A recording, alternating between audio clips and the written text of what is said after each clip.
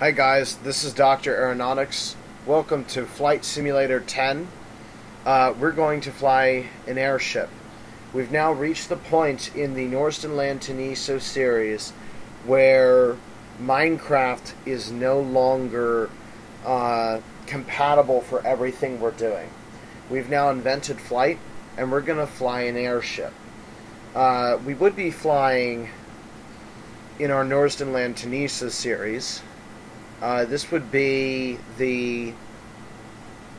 I forget the name of the ship, but this is the airship that we just built in Norsden Land to Neso, simulated by the U.S. Navy's USS Macon, as you can see here.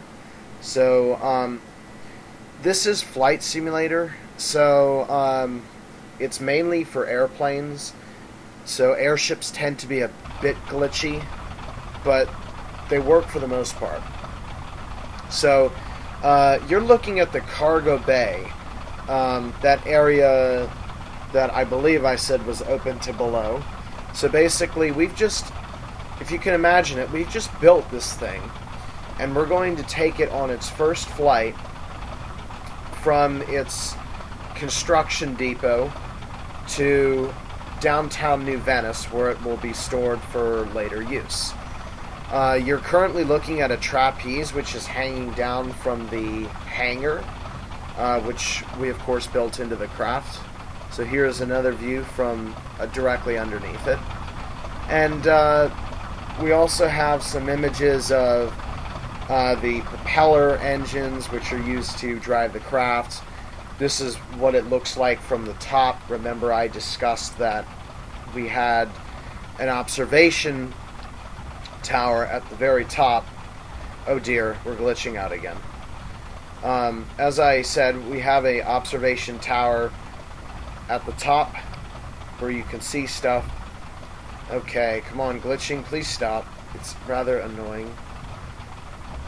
So yeah, that's what it looks like from the top, and hopefully we'll stop glitching soon. And this is where it all gets controlled from, the central control cab, which is right there, and there's also a secondary control station which we can control from in an emergency. Now, some way, there we go. Now you can actually see, oh, hang on a second. There we go. You can actually see the craft itself in its entirety. You can see the thing is basically one giant helium sphere, but in reality, the airship that we built in the Norsden Land to Neso series is not helium because it cannot deal with the lifting factor. So it's more of a heated hydrogen, and even then we'd still have to scale it up by about 2 or 3 times in order for it to successfully fly. But that's not important right now. You can see the entire ship here with the secondary control car back there in the tail, and the primary control car way up here in the front. There it is underneath. And then you can see the windows under there in that section that we've created for the actual habitable portion. That includes several bedrooms and berths and a whole bunch of other things as well. So right now we're just turning over the engines with the starting system, and we're actually going to go ahead and start them up. We're now looking at the main control car. This would be the helmsman's area. I can actually jump right up to his compass thing there. I'll give a full tour of the craft when we get going, because there are so many instruments just randomly placed here that you can't do much. So here is the nautical chart table. So this is an actual, I believe it functions. As you can see now, it actually has an image of the airship right here on the map. So this is where we are. And then I can go to, this is the emergency station or the secondary control car. If you look forward, you can actually see the primary control car up there. That's where we control from, which is right here. So we're going to actually go ahead and shut the doors. We have to shut the trapeze and the ladder here. So let's go ahead and Shift E to shut the main ladder hatch. We should hear the hydraulics. There it is. And the trapeze. Okay. So that looks good. We're going to go ahead and take a look in the... we're going to take a look in the...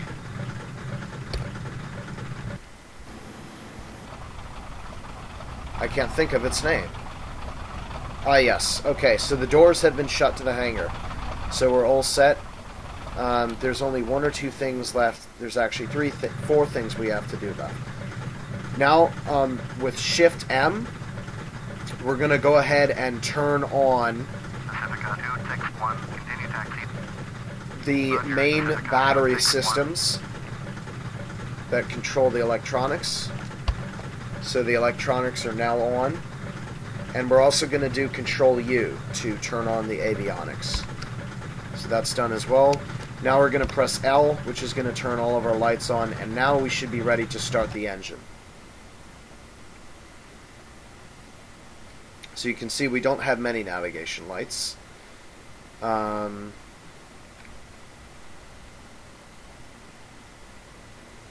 of doesn't look like we really have any, but I guess that's just because the angle that we're viewing at or something, or maybe it's too bright out. Oh yeah, I can see them. They're tiny little navigation lights around near the star. I can barely see them. Okay, so now, yeah, we'll go ahead and do that. Gyroscopic precession. So now, what we're going to go ahead and do is press Control Shift F4 to give all of our tanks fuel. And now we should begin the starting procedure. Let me see what we have here. These are the engine controls. This is the fuel control, I believe. I don't think it actually functions, though.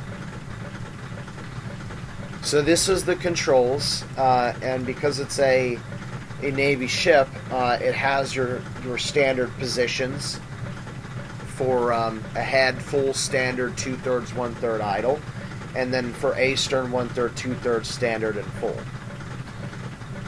So typically, I believe standard is used for normal speed. Then, of course, you have what's called tilt, which allows you to move the systems to a vertical position. And yeah, that's about it.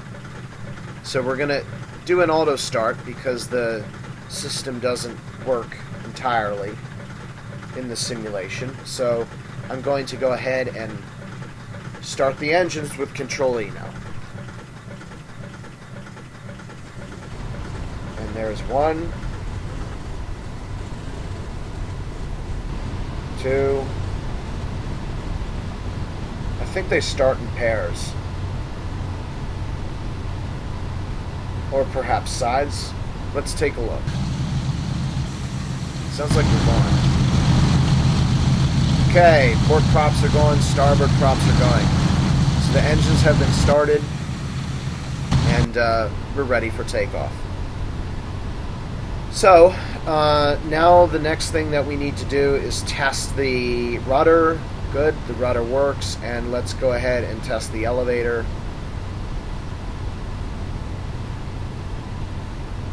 Okay, good enough.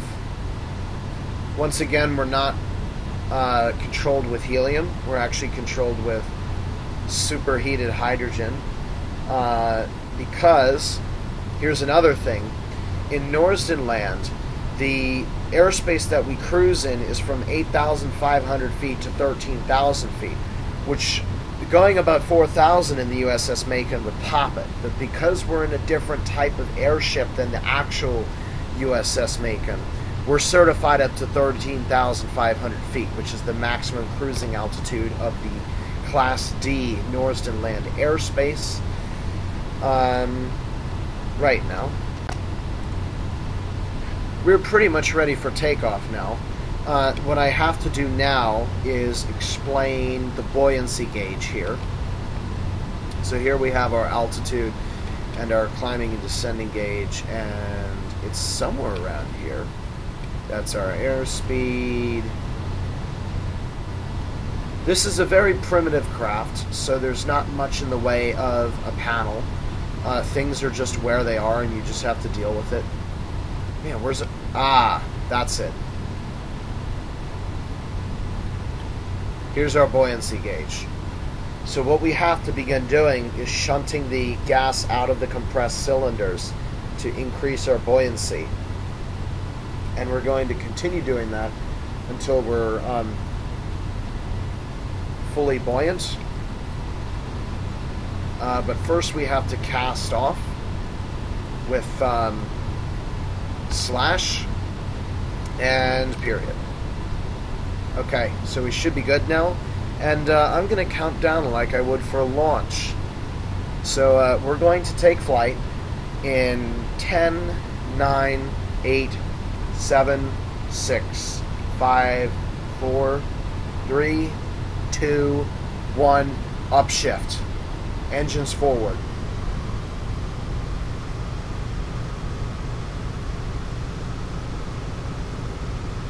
Okay, we're rising into the air now. I have the engines at,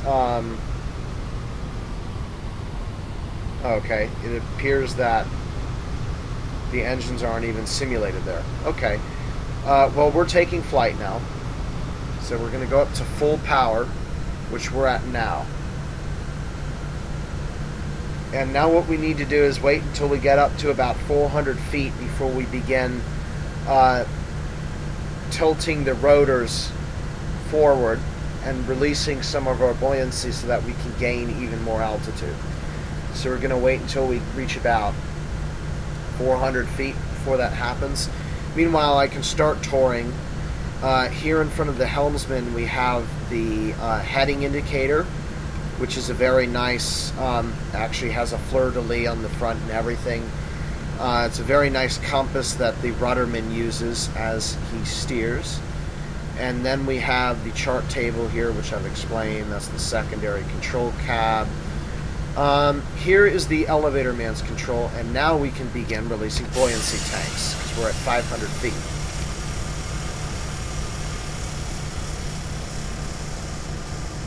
So, as I mentioned earlier, not in real life, but in the Norsden Land to Neso series, here's the superheat system which controls the temperature of the gas.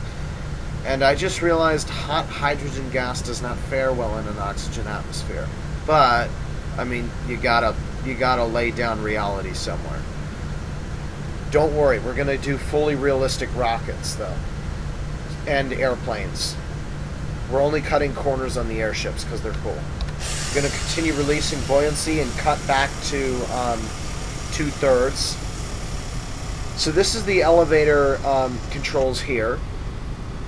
The top gauge shows the position of the elevator, and the bottom gauge shows the setting of the elevator, and you do that with trim.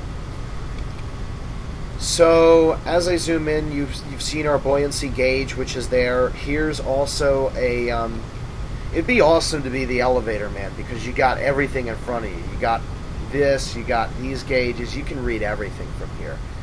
I'm gonna continue releasing buoyancy. There we go. And here you can see over here is the trim, which I told you about. The trim position, you can actually trim the elevator, and there you can see the indentations as I attempt to set them like that of the elevator. And here we have our altitude gauge, which works up to 16,000 feet. It goes around like a clockwise in thousands of feet, so this would be 4,000, 8,000, 12,000. We're certified up to 13,500 feet, taking out extra buoyancy. Quite turbulent up here. So we're never going to go above 13,500 because that's the maximum altitude for certification.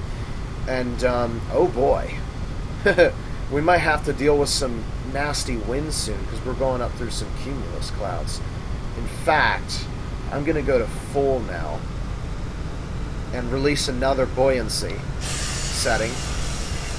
I'm also going to turn west to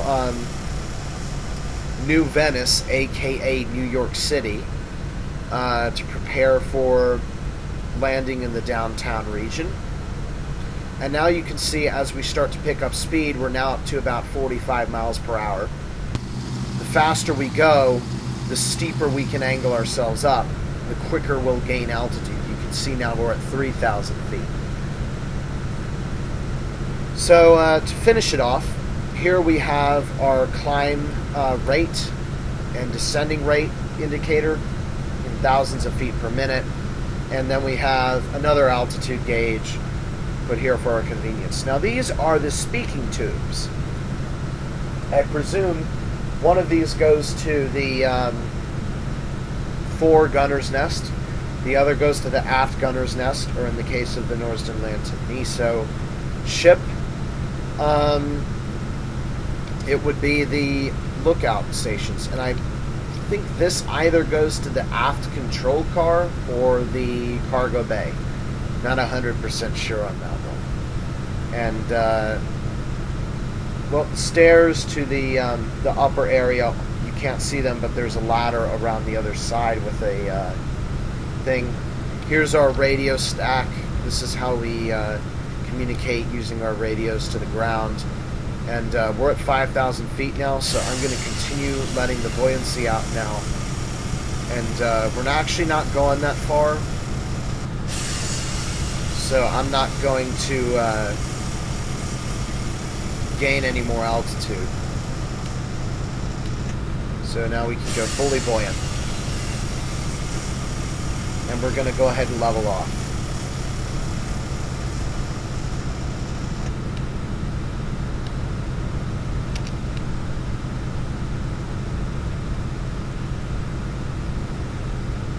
So this is what it's like to fly an airship, and I'm so glad that I built one in Norsden Land to Neso.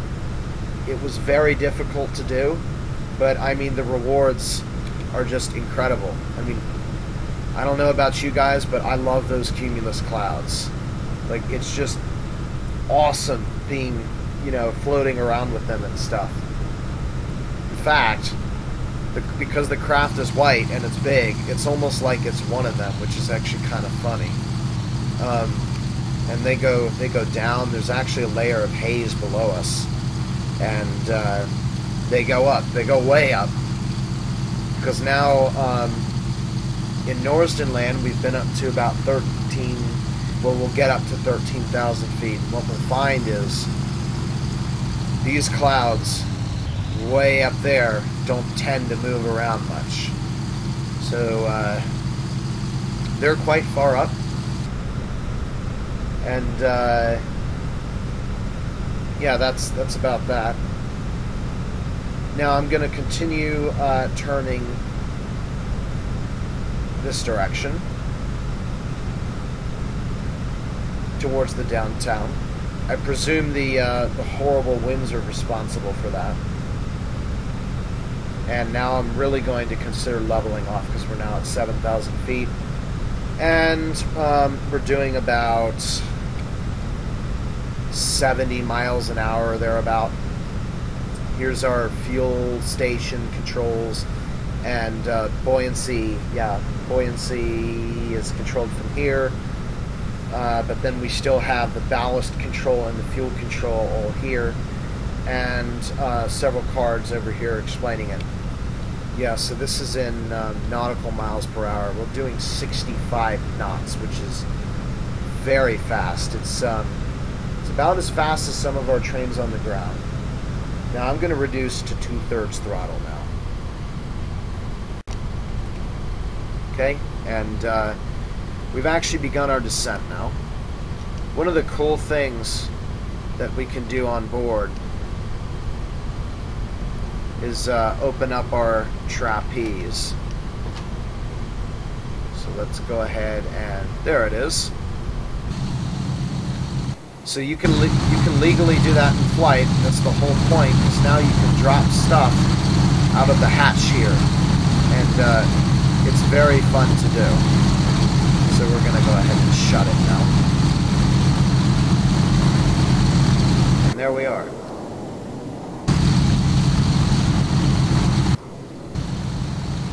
Crazy, there's so many controls.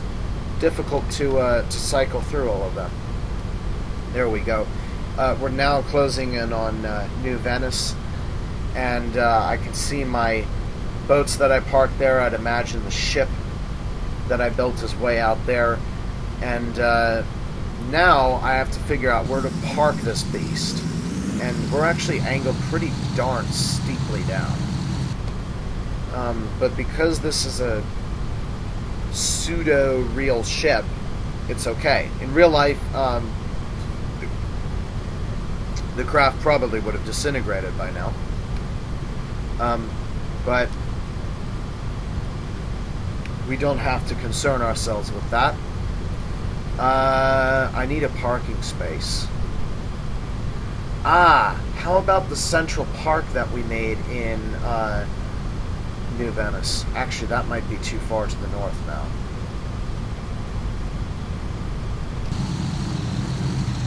Let's get a better view.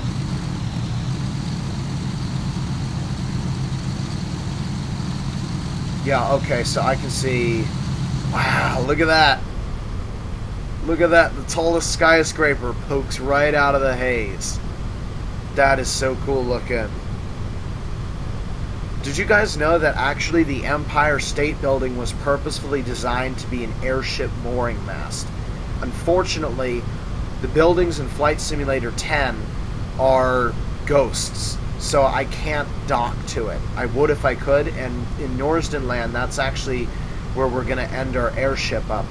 But I can actually see right down there. I don't think that's Battery Park, because that would be further south. I know I'm getting really confusing with all of the different going back and forth between real and fake, but that won't happen when we go into the real life stuff. I need to begin leveling off now, and I'm going to resume throttles to 1/3. I'm also going to start dropping ballast as we approach landing site.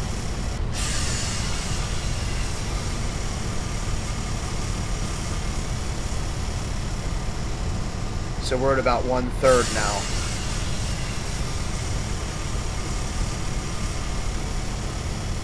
And you can see our airspeed is considerably decreasing, and we've now stabilized our, what would you call that? Descent rate.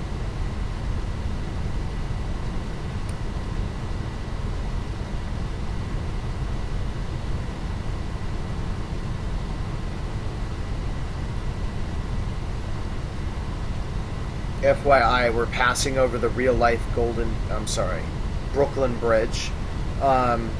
If this were Norsden Land, then we would be going over the W45 tunnel. And in case you haven't realized yet, I purposefully designed the New Venice layout to match Manhattan for this specific purpose, so that it would be easy to do parallels like this.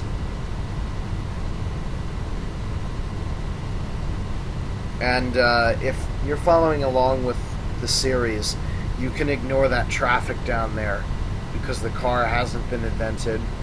Also ignore the airplanes because the airplanes haven't been invented either. But you can pay attention to the skyscrapers because remember we built 9 of them. Drop another buoyancy. And I'm going to go to idle now.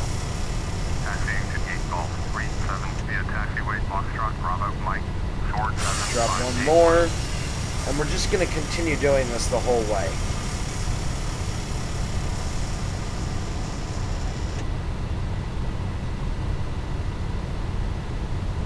So we're looking for this tarmacy area as a good approach site.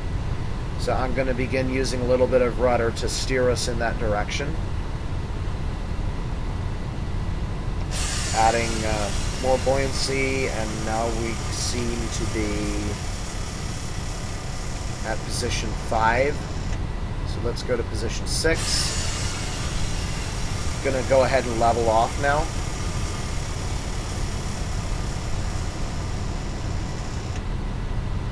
And use a little bit of left rudder now. I'm going to 1/3 throttle now.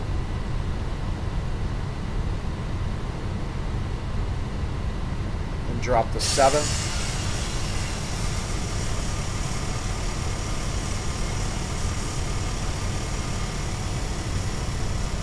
Going to go up to 2/3 throttle now. Okay, we've dropped the 8th buoyancy. Okay. So this is it now. We're in the final approach. So it's just about settling the craft down now. I just want to take a look from the control cab, and once we clear this road, then we'll be clear to land. And it looks like we're clearing the road now. So, let us settle on the ground.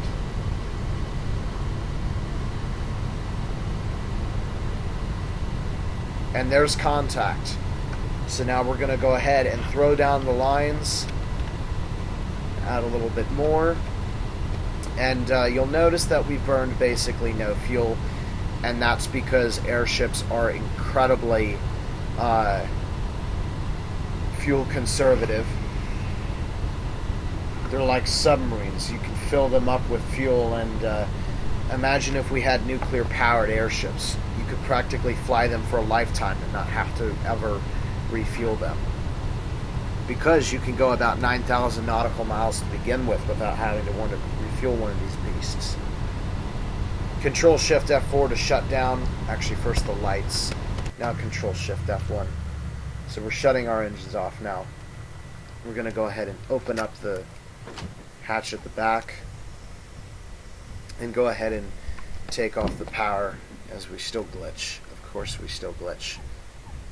Yeah, stop it, won't you? Okay, so we're here now on the ground at, depending on which series you're following, New York City or New Venice. Right downtown here.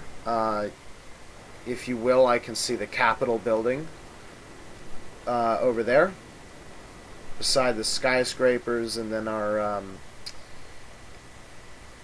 our rich thing is somewhere around here. Yeah, the building with all of the resources in it. So I hope you guys enjoyed this moving of the airship in Flight Simulator 10. Be on the lookout for some more Flight Simulator 10 videos, because the airplane is coming, and the high-speed train is probably also coming, and we'll see what we can do about the car, because the car is more difficult, one of the more difficult vehicles to simulate in Minecraft. But the airplane is definitely coming. Also the auto subway. That's the first thing, is we're going to do automatic switching in the subway, and that requires rubber. So I will see you guys next time. Take care.